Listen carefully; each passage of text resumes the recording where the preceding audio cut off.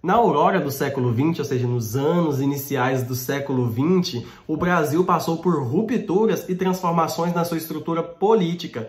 Deixamos de ser uma monarquia para tornarmos-nos uma república. Deixamos de ter uma estrutura política onde a chefia do executivo era comandada por um imperador não eleito, mas que herdava o trono, e onde os senadores eram eleitos por listas tríplices aprovadas pelo imperador, para uma república, onde a chefia do executivo passava a ser eleita por via do voto pela população. Os senadores, deputados e outros políticos tinham também que ser eleitos pela população, embora o judiciário ainda não tivesse a independência que tem hoje, não existisse uma justiça eleitoral bem composta, e os estados passavam a ter uma grande autonomia frente ao poder central. Tornamos uma república federativa, onde todos os políticos eram eleitos pelo voto.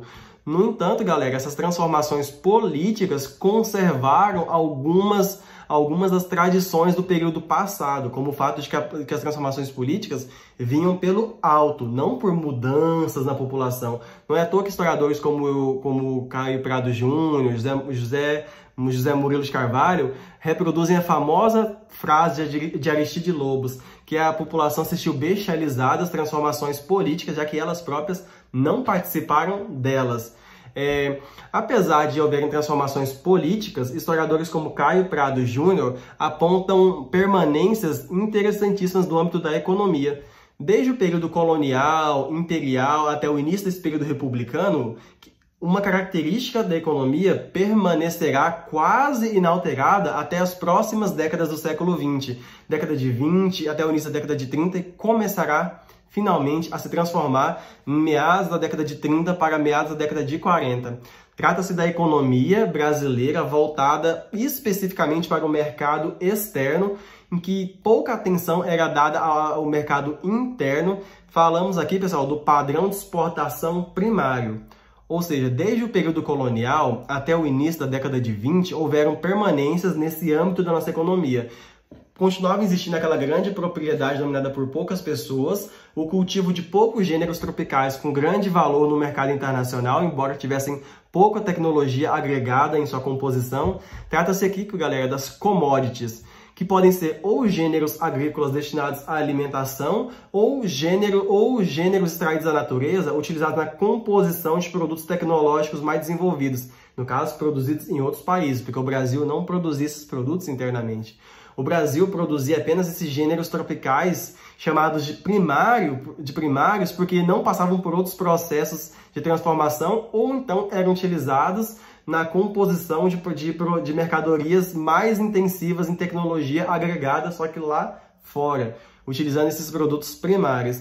A economia do Brasil era praticamente sustentada pela exportação desses gêneros primários e geralmente costumavam ser poucos.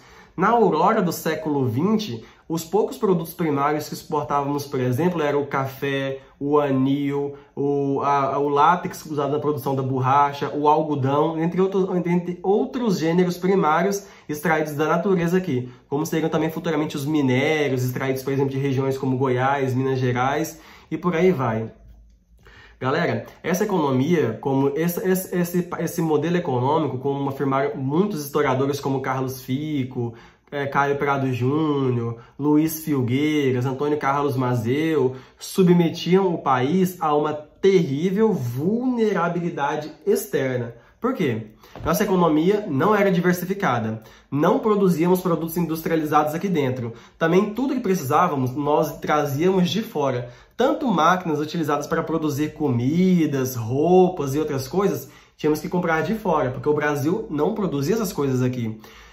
Nós conseguimos importar essas máquinas e também sustentar toda a vida no país com o dinheiro vindo das nossas exportações de produtos primários. Então, qualquer transformação no mercado internacional, qualquer crise, qualquer retração, como será a crise de 1929, ou a mais atual, a crise de 2008, ou qualquer outro tipo de crise, que levariam a abalos. O Brasil era vulnerável a chamados choques externos, e tinha uma vulnerabilidade externa a esses choques, essas transformações. Quando veio, por exemplo, a crise de 1929, o Brasil não tinha como vender esses produtos primários para fora, como o café, porque os países que compravam esse produto estavam em crise. Então o Brasil e o nosso governo e as nossas elites não conseguiam ter divisas externas, moedas estrangeiras que utilizávamos para conduzir a própria vida aqui dentro. Esses países também, como estavam em crise, não conseguiam vender para o Brasil tudo o que precisávamos para sobreviver. O Brasil não produzia muitas coisas aqui dentro. O máximo de industrialização que tínhamos eram algumas indústrias têxteis ou voltadas para uma transformação um pouco maior do que primária nos gêneros alimentícios. Mas mesmo essas máquinas tínhamos que trazer de fora. O Brasil não tinha uma indústria de base, nunca havia adotado uma política protecionista que visasse proteger essa indústria interna. O governo nunca concedeu créditos para a indústria, geralmente os capitais acumulados pelo governo eram direcionados à valorização do café, dessas atividades primárias, e para um incentivo a essas produções. Os incentivos fiscais também eram sempre voltados ao padrão de exportação primário. Padrão porque é algo que se repete, né? Exportação primária, porque eram exportações de produtos de natureza primária. Então, era um padrão exportador primário. Quando ocorre outra ruptura na história política do Brasil, quando cai essa república, que até então era oligárquica, por ocasião da Revolução de 1930, que leva o gaúcho Getúlio Vargas ao poder, o novo governo liderado por Vargas, o governo provisório, depois constitucional e depois ditatorial, perceberá as dificuldades que o Brasil tinha diante dessa vulnerabilidade externa, dessa dependência dos mercados internacionais, dessa economia periférica e subordinada, e passará a adotar uma política econômica que entrará para a história como nacional desenvolvimentista, que posteriormente será seguida pelos presidentes Dutra, Juscelino Kubitschek, João Goulart, dentre outros. O que era essa política nacional desenvolvimentista? Era um incentivo à industrialização do país, tanto concedendo algumas facilidades fiscais para as indústrias já existentes, tanto favorecendo a formação de novas indústrias nacionais, tanto favorecendo a importação de máquinas para a produção de produtos aqui dentro, como também um investimento estatal na criação de indústrias de base que, durante os séculos, a iniciativa privada jamais havia tido condições de investir. Primeiro porque as indústrias, as chamadas indústrias estratégicas, né? As indústrias estratégicas, são chamadas indústrias de base, são investimentos de longa duração. Consomem muito capital para serem produzidas e têm um retorno financeiro demorado e lento. Getúlio Vargas vai investir nessa industrialização, construindo, por exemplo, a Companhia Siderúrgica Nacional, CSN, a Vale do Rio Doce, posteriormente a Petrobras. Chegará a um ponto que 70% da produção industrial do país tinha tido ou incentivos do Estado ou tinha sido iniciada por conta do Estado. Isso também vai entrar para a história econômica como industrialização por substituição de importações. Porque o Brasil começava a produzir internamente aqueles produtos que antes tinha que importar, tanto para diminuir nossa vulnerabilidade externa, quanto também para investir na diversificação econômica, ou seja, o Brasil não dependia mais só de produtos primários para importação. O Brasil também iria diminuir as crises decorrentes da impossibilidade de importar esses produtos de fora. E mais importante, galera, o Brasil também começaria a exportar esses produtos para fora. Inclusive, galera, um dos reflexos atuais dessa política desenvolvimentista é que o Brasil, inclusive, produz aviões. É um dos poucos produtos industrializados que sobrou do processo atual de desindustrialização do Brasil. Na esteira do processo de industrialização, surgiu-se a necessidade de investir na educação, galera. Afinal de contas, havia se interrompido a migração de europeus para o Brasil, que até então trabalhava nas primeiras indústrias, porque eram pessoas que já vinham de países onde haviam tido processos de industrialização, já estavam acostumados com isso, e começaram a haver, sim, migrações internas dentro do Brasil, principalmente de nordestinos que saíam do Nordeste para os estados meridionais, do Sul e Sudeste, onde estava São Paulo, Rio Grande do Sul, Santa Catarina e Paraná, em busca de melhores condições de vida, já que a economia do Nordeste estava estagnada havia algum tempo, e o governo havia investido os esforços industriais, principalmente nos estados do Sudeste, como São Paulo, algumas partes do Rio de Janeiro. Inclusive, galera, essa migração interna do Brasil vai alterar a composição do tecido social do Brasil, já que essa migração não vai se fazer sem atritos, não vai se fazer, como podemos dizer aqui, não vai, essas migrações internas não vão acontecer sem um atrito social. Inclusive, vocês sabem, essas migrações do Nordeste para o Sudeste reverberam até hoje no fenômeno da xenofobia, principalmente nas regiões periféricas do Sudeste, onde se concentraram trabalhadores nordestinos em busca de melhores condições de vida. Esses conflitos vão reverberar na produção de obras como O 15, da autora Raquel de Queiroz, vão se reverberar em matérias jornalísticas explorando a discriminação das pessoas no Nordeste, reverberarão inclusive em propostas políticas futuramente. Galera, também é interessante notar que, além das transformações econômicas que vão se transformar, haverão as rupturas na educação. Como eu falei para vocês, era necessário investir agora na educação para formar um novo cidadão que pudesse minimamente compreender o funcionamento das máquinas para trabalhar nas novas indústrias urbanas. Getúlio Vargas, então, investirá na educação pública para formar cidadãos minimamente competentes para trabalhar nessas máquinas. E na esteira disso aí, galera, vão surgir iniciativas do governo, inclusive, para a composição de pessoas com um conhecimento técnico mais avançado, ou para compor os quadros administrativos dessas novas indústrias, quanto para compor futuros profissionais liberais, como engenheiros. Existe a necessidade de formar em faculdades ou pessoas com formação técnica para ou trabalhar nas indústrias ou na manutenção das máquinas dessas indústrias. Algumas iniciativas estatais não irão frutificar. Será então o momento, galera, que a iniciativa privada, com incentivo fiscal do governo, ou seja, o conglomerado das indústrias, vai formar o chamado Sistema S, que vai mudar para sempre, galera, a composição educacional do país. O Sistema S, como vocês bem devem saber, é o SESC, o SENAI, dentre outras instituições que compreendem muito aquela teoria que foi surgindo naquela época do chamado capital humano, que a própria profissionalização e desenvolvimento das potencialidades intelectuais do trabalhador também podem contribuir para o desenvolvimento das indústrias. É a chamada elevação da massa da composição orgânica do capital. Mas isso aqui, galera, é um assunto para outra discussão. Galera, esses processos vão levar a rupturas no tecido social, já que vão haver as migrações internas e as mudanças na formação da população, vão levar a rupturas no modelo econômico que mantinha-se igual da colônia até os primeiros anos da República, e vão ocorrer também mudanças e rupturas na política, embora permanências continuam existindo.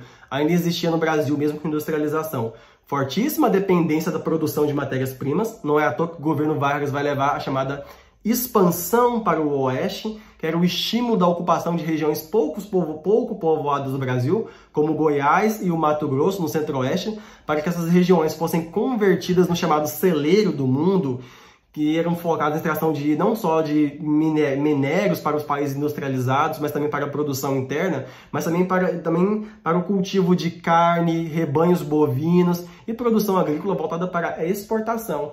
Não devemos nos esquecer que o Brasil ainda era um país dependente da produção primária dessas coisas. Bem, galera, vamos continuar aqui na esteira da discussão. Agora que discutimos as mudanças econômicas, políticas e um pouco das mudanças sociais e a formação do próprio Sistema S da educação pública, é interessante discutir, galera, como que fazer uma relação passado e presente. Hoje em dia no Brasil, como vocês bem sabem, tá o tempo todo nas propagandas da televisão, nas redes sociais, o agronegócio voltou a ter um protagonismo extraordinário na pauta de exportação do Brasil.